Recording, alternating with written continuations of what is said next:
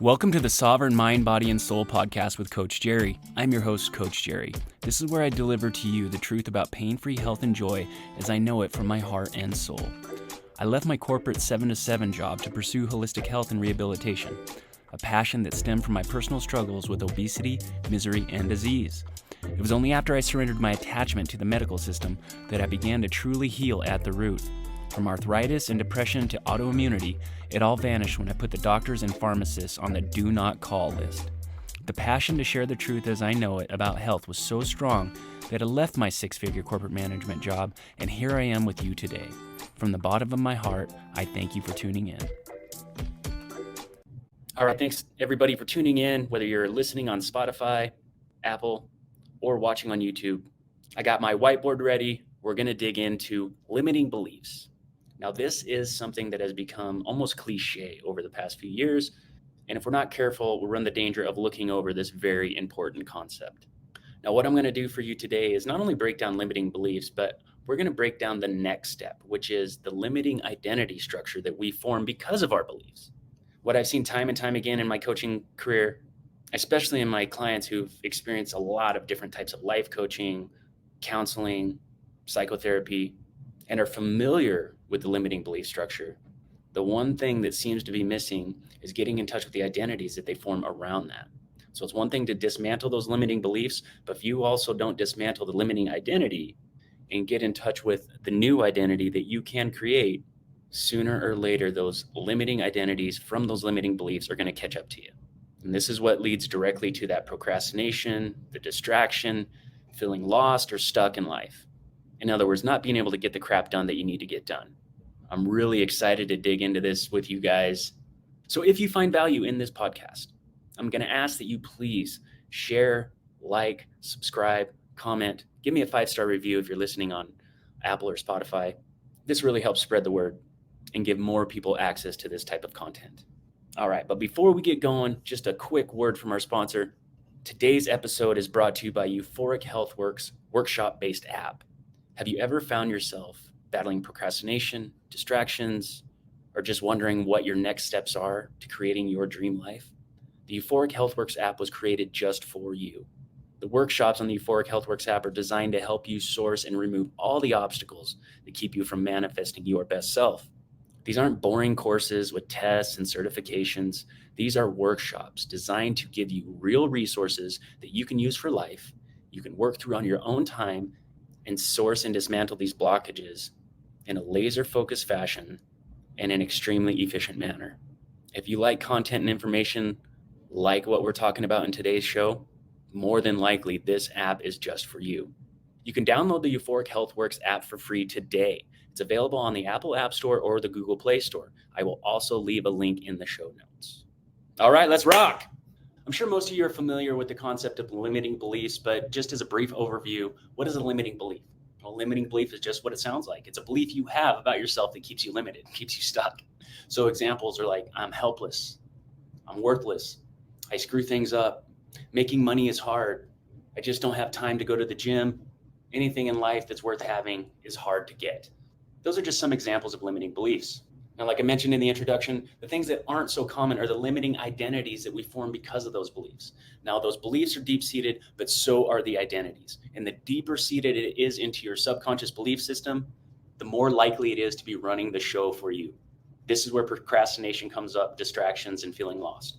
To break this down for you, I'll just run through a little case study here as an example. And I'll show you what the limiting belief was, what the identity formed from that limiting belief was, and how we broke it down and dismantled it. So just as a precursor, with any limiting belief or any limiting identity, you're gonna battle the energies that are created from that. In other words, when life gives you a demand that doesn't match your identity for yourself, we can freeze. We can get over anxious. We might even get angry. So it creates a limiting energy within us as well. So it's really important to know how to dissolve that limiting energy that comes up, because that energy will literally keep you stuck and frozen or spinning your wheels. But to avoid that limiting energy coming up all the time chronically, it's also really important to dismantle those limiting beliefs, that limiting identity, so that you can dissolve that limiting energy much less frequently. And the better you get at dismantling your identities and your beliefs, the more you're going to see the energies that do come up being less impactful in your life. In other words, the volume on that signal is going to be a lot lower. So in essence, it's no different than chronic pain in the body, chronic fatigue, what have you. To get rid of any of those chronic situations, you got to dismantle it, i.e. get to the root of the source, break it down, and reverse it, and you've got to allow it to dissolve. So in the case of pain, that would be, I don't know, going easy, laying off of it for a little while so you can desensitize the pain in your back or your hip or your neck or whatever. But in this case study, I had a client come to me and had been experiencing a lack in motivation, a lack in doing his exercises, and maybe making suboptimal food choices now and then. And so we got down to it. So when I asked this person what the belief was that led him to make these choices, he said, making time for exercise is hard. So then I asked this gentleman, what kind of a person would not exercise because it was hard? So we broke it down, came up with a lazy person, injured, helpless, in pain, immobile, sick. So then I asked, what kind of a person would not think that making time for exercise is hard? So we came up with this list. Someone who's organized, motivated, strong purpose, fit. There's a big paradox there, isn't there? Healthy, high level of self-love. So I asked this gentleman to tick off all the boxes that he thought matched him. What identity have you created? So he went with lazy, helpless, immobile. And on this end, we went with organized, motivated, high purpose, and this one was a half check. He can conceptualize this on a rational cognitive level, but we're still working on the deep-seated self-love. So here's the thing with our limiting beliefs. Until we get to the point to where we are really led by this positive identity that we've created for ourselves, because we all have plus and minuses for the way we see ourselves, positives and negatives. Until we're really tied in to the positives within us, we're going to continue to psychically charge the negatives. Why? Because these are tied into survival. These are tied into fear and our programming that came from when we were young kids. It's just normal for the human brain to seek out potential problems, what needs to be fixed, or what's wrong with the situation. So when we're young, if someone leads us to believe that we're lazy, helpless, sick, because we want to be our best self, our soul is always pulling us towards our highest self. So that's how that dynamic comes into play. And that's why those are so much more powerful than these positive ones. And that's why it's really important to dismantle these, decharge them, dissolve the limiting energies that are created so that we can be centered, balanced, and spend our time immersing ourselves in the truth about who we truly are. All right, so the next step is to dismantle these negative beliefs that we have about ourselves. So I'm going to show you how to do that. All right, so what we do now to dismantle these limiting beliefs and limiting identity, actually, is we got to create a dialectic. And simply stated, what that means is we're just going to create some tension in the opposites here. Our mind is silly. If we leave it unchecked, it'll believe all sorts of stuff, including things that are polar opposite of one another. Okay, and so we create a dialectic here. So we're going to take the three beliefs: lazy, helpless, which is his false core, by the way. And if you want more information on false core, you can check out my previous blogs and previous videos. And immobile.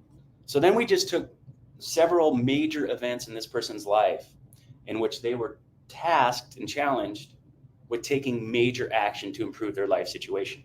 And the reason why I chose that particular exercise is because I wanted something that was going to be the complete opposite of what a lazy, helpless, or immobile person will do. So first thing, build a successful empire. So this gentleman built a business from the ground up, but not only that, he built a family where he had over 10 grandkids. But because that entire process happened in his younger days, he lost touch with the reality of what he had created. So again, just ask him, would a lazy person build a successful empire? No. Helpless person build a successful empire? No. Would an immobile person build a successful empire? No. Why? Because this gentleman was already in a situation where he was gainfully employed. But he came to the realization, I'd be much happier and better off if I just started my own thing, did my own thing. So he had to move himself from a situation that he did not like to one that was more optimal for him, more on his dream path. 2, he successfully quit smoking and drinking. Number 3, he separated himself from a very toxic marriage. Because he was mobile, he found himself in a very undesirable situation. You see, the marriage he was in, the person that he attracted was attracted by the person who was settling for less in a job they didn't like, was partying, smoking, and drinking, and was about as far away from God and his soul that you could possibly imagine. So that person that he attracted was no longer a match for him. And there's a huge difference between not being a match with somebody and being complementary opposites, where you're both getting fortified by each other's company, and being with someone who's absolutely toxic. And that's where he found himself. So he put the work in to try to make it work, and it just wasn't going to work. No matter how they sliced it, it just wasn't going to happen. All right, number 4, last example. He found God, dedicated his life to Christ, and he introduced that to his home, and his children were able to be exposed to the love of God, as opposed to being raised in a house with a dad who's working in a job they hate, smoking, drinking, and partying to escape because they won't take action on the job they hate. And since he did all this, he was able to find a new wife whose value system, beliefs, and identities was a much greater match for this gentleman's higher self. And this is the beauty of this system, guys. It's not a numbers game. It's an impact game. What do I mean by that? Well, if we were to break down the negative examples of lazy, helpless, and immobile, he could come up with countless examples. And that really doesn't help at all. Why? Because the reason why he did that is because he had that false belief that was him. So every time that he grabbed a slice of pie when he shouldn't, every time he skipped his workout when he shouldn't, that doesn't make him lazy, helpless, and immobile. That just means he believes he's lazy, helpless, and immobile. This is who he truly is. This is when life came knocking really hard on his door. What did you do about it? And I can tell you from experience, it takes a really hardworking, self-helping, and mobile person to reach out to a guy like me for guidance and help. Because when you sign on with me, we get down to the real shit. We get down to the brass tacks. We don't beat around the bush. We get down to really what's keeping you stuck. So he was willing to overlook these things because he had all these numerous examples in his mind of how he was lazy, helpless, and immobile. But that was a self-fulfilling prophecy. When it comes down to it, this guy is definitely a guy who's going to take action based on his soul's guidance. The last step in this particular dismantling process. All right, last step in this dismantling process, dismantling of that limiting belief, is a daily meditation for 7 days. You want to do this for 20 minutes to an hour? And that's all individual. If you're the type that takes a while to get into a meditative state, you're going to want to gear more towards the hour. If you can get into meditation really quick, if you can get centered right away, 20 minutes should be just fine. But we're just going to visualize 2 visualization meditations. First visualization is visualize himself where he would be today if he truly were lazy, helpless, and immobile. In other words, if you wouldn't have taken that major action when life came knocking at your door, you stayed in the job you didn't like, you continued to check out through partying, smoking, and drinking, and continued to stay with someone who drug you down and kept you stuck, where would you be right now? So you can do that for the first half of the meditation. The second half of the meditation, you're going to visualize your future self minus limiting beliefs and identities. So in other words, whatever goal you have that is yet to be accomplished and bringing up these limiting beliefs and identities, i.e. your dream, you're going to visualize yourself in the future having achieved that because you've removed your limiting beliefs and identities. So it's really simple. If you've never meditated before, you're not sure how to do it, download my free app, Euphoric Health Works, link in the show notes. It was mentioned in the opening of this episode. But if you're like me and you skip past sponsorships on podcasts, then that's what I was talking about at the start. All right, so that's the dismantling. We created a dialectic. We found examples of where the opposite of his limiting belief were true. And then we got a couple visualizations, a positive and a negative. Almost forgot. Also going to visualize your new identity. And for this guy, we just created the new identity off of the positive belief structure that we gave examples of at the start of this. So for this particular example, with the visualization meditation of the future self, minus limiting beliefs and identities, there's going to be a little mantra that goes with it, which is, I love myself, I am full of motivation and purpose. All right, now we're going to talk about dissolving the negative energies that come up because of these limiting beliefs. So just as a reminder, we have deep-seated limiting beliefs that are programmed into us by other people. From those limiting beliefs, we create limiting identities. And when life challenges us with a task that's going to push us towards our higher self, our optimal self, those beliefs and identity clash with the task at hand, and we create negative energies. So we talked about how to get down to the limiting belief. We talked about how to take that limiting belief and determine what limiting identities I created because of it. We created a dialectic to find out what else was true, tie into the positives of ourselves that are actually true. with real life examples. And then we go into a little visualization to further dismantle it. All right. So as I mentioned earlier, even though you get to where you can dismantle these limiting beliefs and these limiting identities, because they are so deep-seated, they're really rooted in our unconscious and subconscious mind, you're still going to, from time to time, feel the effects of those limiting beliefs and limiting identities.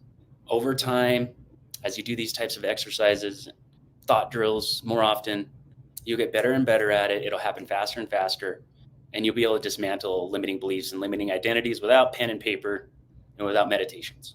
And that's because as time goes on, those limiting beliefs and identities get smaller and smaller and smaller in your field of awareness, and the actual truth about who you are gets bigger and bigger and starts to occupy more space within you. And there's a direct correlation with the negative or limiting energies that are created with how big or small those limiting identities and beliefs are within you. So when you first start this, you're going to expect a lot of negative energy to be dissolved. But as time goes on, as you get good at this, with the reduction in the size of the limiting belief and identity, a reduction in the size of the energies that are created will also be experienced. So I've got a whole book full of different various exercises that we can use to dissolve these energies. I sourced them from a number of different people: Carl Jung, Dr. Stephen Walensky, neuro-linguistic programming. It's really like an eclectic collection of things. But what I'm going to share with you today is one of the most simple ones. And this is one we're just going to go from the experiencer of the energy to the observer of the energy. And we're going to witness the energy that's created dissolve. All right, you can join me or you can just watch and you can save this for later. But if you're joining me, what you're going to do is you're going to just take a breath. Notice where you have any tension stored in the body. Keep breathing. When you get to a point where you can comfortably have like a 10-second inhale, 10-second exhale without feeling like your solar plexus area locking up or feeling like your heart rate is pushing you to breathe faster. When you get to that point, notice how your body centers, notice how everything balances and feels more integrated. So now that you've found yourself centered, balanced, and integrated, close your eyes, and I want you to imagine an event where you experienced a negative energy, whether you want to call it anxiety, anger, not knowing what to do, whatever it is that keeps you stuck. Remember a time where you experienced that. It's like a movie being played, but you're in the movie. Now, when you get to the point where you can feel that energy in you, I want you to get in touch with that energy. And whatever label you've placed on that energy, confused, anxious, I want you to see a visual label on there, like a piece of tape with writing on it that's got that label that you've assigned to it. And notice how as you focus on that label, what happens to the energy? Does it get bigger? Does it get more intense? Maybe it gets less intense, but you're smack in the middle of the movie. Now notice what happens when you remove the label of confused, anxious, angry, and just see it as energy. Does anything happen to that energy? Does it stay the same size, same volume, same level of intensity? Or did anything change when you remove the label? Now, if you haven't done so already, get a visual of that energy. Find it in your body, wherever it's located. Is it in your throat? Is it in your heart? Is it in your tummy?